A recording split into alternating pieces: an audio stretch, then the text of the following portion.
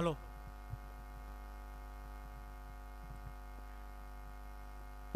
Hello.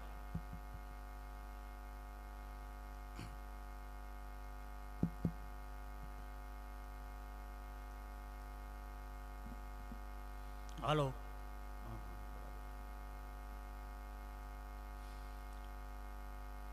આમ તો મારો વિષય હાસ્યનો છે, પણ આજ મહેમાન તરીકે આવ્યો છું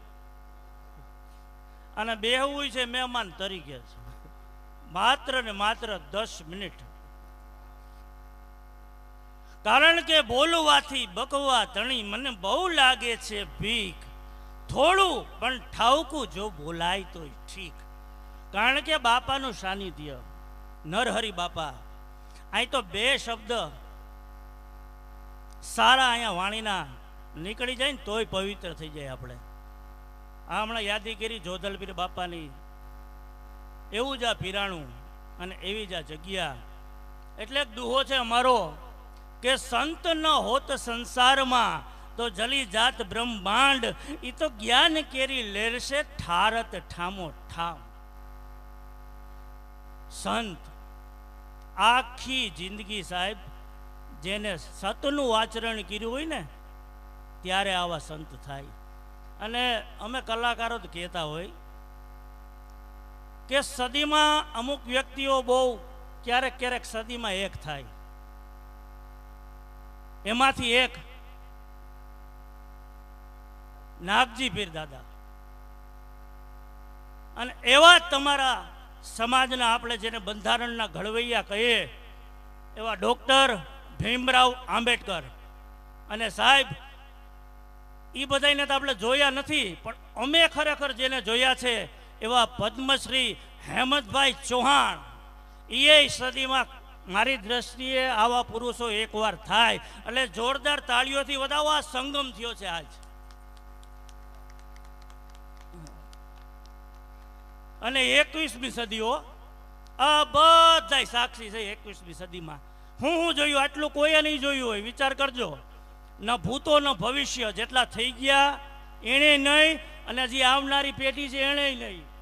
હું જોયું 21મી સદીમાં તો કે ભૂકંપ જોયો, પૂર જોયા, કોરોના જોયો, અને એથી આગળ 500ની નોટ આવતાય જોઈ અને 1000ની નોટ જાતાય જોઈ.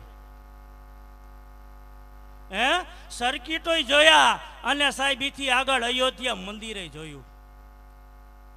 વર્ષો થયા જે મંદિરની આપણે આ કેટલી પેઢીઓએ બલિદાન આપી દીધા ત્યારે આ મંદિર બન્યું સાહેબ. એટલે આ 21મી સદી અને આ મોબાઈલનો યુગ. હા હા હા શું હા એક ડોહીમાં મરણ પથાર્યો. હાસ્યની થોડીક વાતો કરી દઉં. હા મરણ પથાર્યો યમરાજા આવ્યા. માળીને કે હાલો. માળી કે ક્યાં લઈ જાવ? અરે એ કે ટાઈમ થઈ ગયો. યમરાજા કે હું છું યમરાજા, લેવા આવ્યો તમને. તો માળી કે થોડીક વાર ઊભા રહ્યો ને 2 મિનિટ તો હું કામ પતાવી લઉં. યમરાજા કે માળી 2 મિનિટમાં તમે શું તમારું કામ પતાવી લેવા? એ કે મારે છે ને વોટ્સએપમાં સ્ટેટસ મૂકવું છે, I am going to Yamlok with Yamraj. આ યુગ સાહેબ. અને હવે તો છોકરાય તમે જોવો ભાઈ, હા સમજાતું નથી. આ મોબાઈલ લઈને બેઠા હોય ને આમાં આપણને એમ થાય મિસ્ત્રીનો રંધો મારતો હોય લાકડામાં, એ મોબાઈલમાં ચાલુ જ હોય. આ મોબાઈલનો યુગ. આ પણ આમાં સારું આવે અને ખરાબે આવે. કારણ કે સાહેબ ડિલીટ ડાઉનલોડ જેટલું સાહેબ મોડું થાય ને એટલું ડિલીટ તમે જોઈજો 1 મિનિટમાં થઈ જાય. શું કામ? કે હંમેશા સર્જનમાં જ વાર લાગે, વિસર્જનમાં નહીં. આ કેટલાય દિવસોની તપસ્યા છે, કેટલું આયોજનની આ મહેનત. હું માનું ત્યાં લગી મહિના 2 મહિના અગાઉ જીગરભાઈએ આ આદરું હોય છે કે ભાઈ આપણે આ બાપાના નેજા હેઠળ આ પ્રોગ્રામ કરવો છે. એટલે કેટલા મહિનાની તૈયારી હશે સાહેબ. ત્યારે આ સર્જન થયું, આવો સરસ પ્રોગ્રામ ગોઠવાણો, આવું જમણવારનું આયોજન થયું. પણ સાહેબ વિસર્જન આ જ્યારે પ્રોગ્રામ પૂરો થાય અને કાલ સાહેબ 1 કલાક નહીં થાય કે આ બધું હકેલતા. એટલે હંમેશા સર્જનમાં જ વાર લાગશે. એટલે જેટલું સર્જન આપણાથી થાય ને એટલું કરી લેવું. આ બાપાના સાનિધ્યમાં કહું છું. હા, કારણ કે યુગ બહુ ખરાબ છે. જો જીવતા આવડે તો સારો છે, પણ મોબાઈલ જ દાટ વાળ્યો ને. હા, એક છોકરો તો જન્મતા વેત નર્સને કે મોબાઈલ આપો ને. નર્સ છોકરી ખાઈ ગયેલા, જન્મતા વેત મોબાઈલને શું કરવો? એ કે ભગવાનને મિસ કોલ કરી દઉં કે હું આવી ગયો. આ છોકરાઓ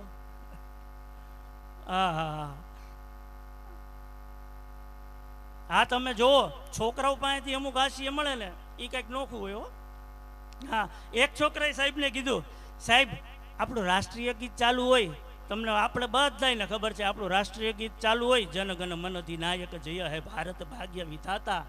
એ આપણું રાષ્ટ્રીય ગીત ચાલુ હોય એટલે આપણે ઊભા થઈ અને એને સન્માન આપીએ. આવો આપણું રાષ્ટ્રગીતનું સન્માન આપણે જાળવીએ. એટલે છોકરાએ કીધું, સાહેબ રાષ્ટ્રીય ગીત ચાલુ હોય અને રાષ્ટ્રીય પ્રાણી આવે તો ઊભું રહેવાનું, ભાગી જવાનું.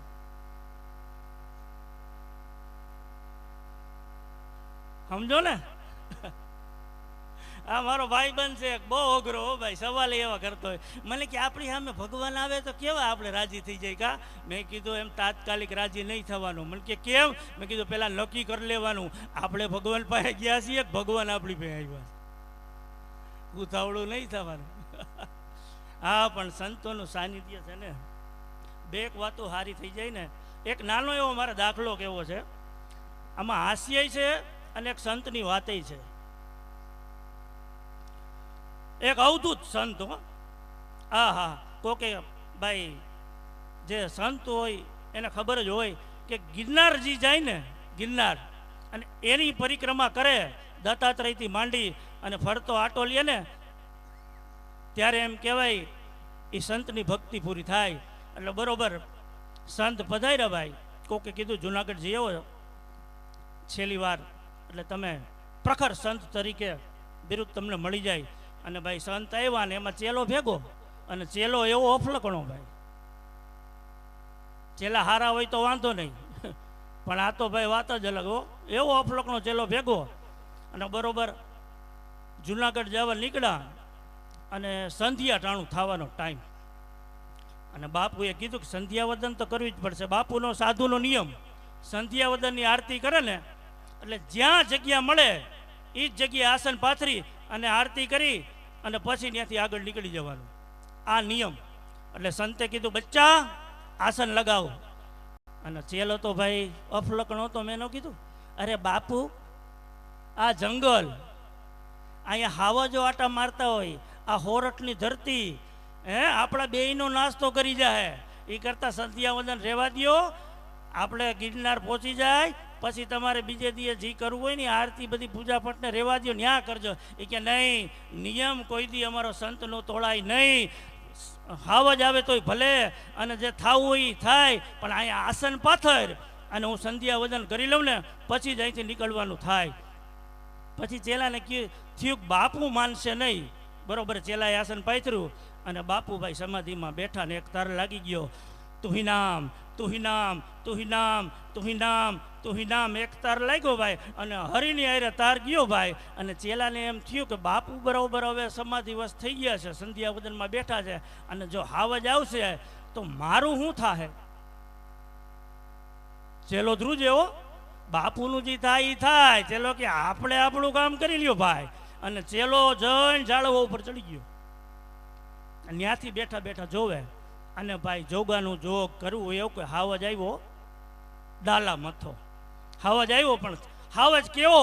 અમારા કવિ કેમ વર્ણન કરે તો કે ઓ પે ડુંગરા જંગલા નદી નાળા ગામ મીતી યાળા જોરાળા પંજાળા સી વાહે છે જરૂર કરે કોણ હાળા ચારા ભૂરી લેટા રાખો ક્રોધાળા કેધાળા તેમ હઠાળા કરૂર જોયે જેની બે આંખો ખેરના ઈંગારા જેવી ખારા દાંત ગરેડીના ખીલા જેવા ખાસ ત્રિવસ ધાર જેવો ચમકે નખાળા તેજ તેનો જોતા વેત લાગે કાયરો ત્રાસ મેખારા પછાડા તાળ માળ છે હજારા માળ બ્રળા હથિયારા ગ્રા કરકે બળંગ બડા હથિયારા ગા કરકે બળંગ. આવો હાવજો. અને બાપુભાઈ સંધ્યાવંદનમાં બેઠા, એક તાર લાગી ગયેલો અને સિંહે આટા માર્યા ફરતે બાપુને. 1 2 3 ચક્કર માર્યા. અને ચેલાને એમ થયું કે હમણાં બાપુનો નાસ્તો થઈ જવાનો. હરિહર. પણ સાહેબ કંઈ થયું નહીં. સિંહ આવ્યો તો જેમ પગે લાગે કોઈ ભગત, એમ સિંહ પાછો હાલ્યો ગયો પાછા પગલે. અને અહીંયા બાપુ સંધ્યા વદનમાંથી આ માઇક ખોલી અને માતાજીને પ્રાર્થના કરી. આરતી પૂરી થઈ અને જોયું તો ચેલો જાળવવા ઉપર હતો, ત્યાંથી હેઠો ઉતરો. અરે બાપુ ઈ કે હાવ જ હતો. મને કાંઈ ખબર નથી, મારા હરીની હારે એક તાર લાગી ગયો હતો, એ હાવ જ હોય તો ભલે, પણ મારી આરતી અહીંથી પૂરી થઈ ગઈ. વાહ ભાઈ વાહ. ચેલો પણ અફલકણો મેં ન કીધું, ત્યાંથી બાપુને બે હારે આવેલા સંતને. હવે જોજો, પણ આના હાથમાં ચીપિયો, ચીપિયામાં પાછી કળી. હવે ચેલાએ કળી આંગળીમાં ભળાવી અને ચક્કર ચક્કર ચક્કર ચક્કર ચક્કર ઓલો સુદર્શન ચક્ર ફેરવીને મીંડો ફેરવવા અને કળી છટકી અને ચીપિયો થયો ઘા. પણ થયું એવું કે મધપુડામાં ભટકાણો ચીપિયો અને માખી ઉડી.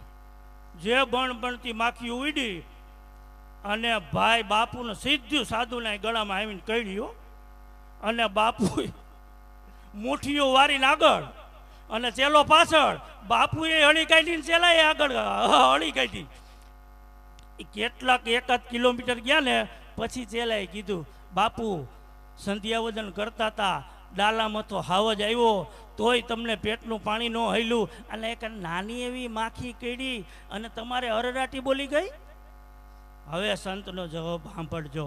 એ કે જ્યારે હું સંધ્યાવદન કરતો હતો, આરતીમાં બેઠો હતો, ત્યારે મારો નાથ મારી હારે હતો અને ભમરાળા અત્યારે તું હારે છો. આ સંતો એટલે હવે આગળનો દોડ આપણે જેને સાંભળવા છીએ એવા પદ્મશ્રી અહેમદભાઈ ચૌહાણને વિનંતી કરીએ કે આવો અને ફરી પાછા દોરને હાથમાં લઈ અને જે મજા આવી રજૂ કરો. જય માતાજી. ધન્યવાદ. અમદાવાદ.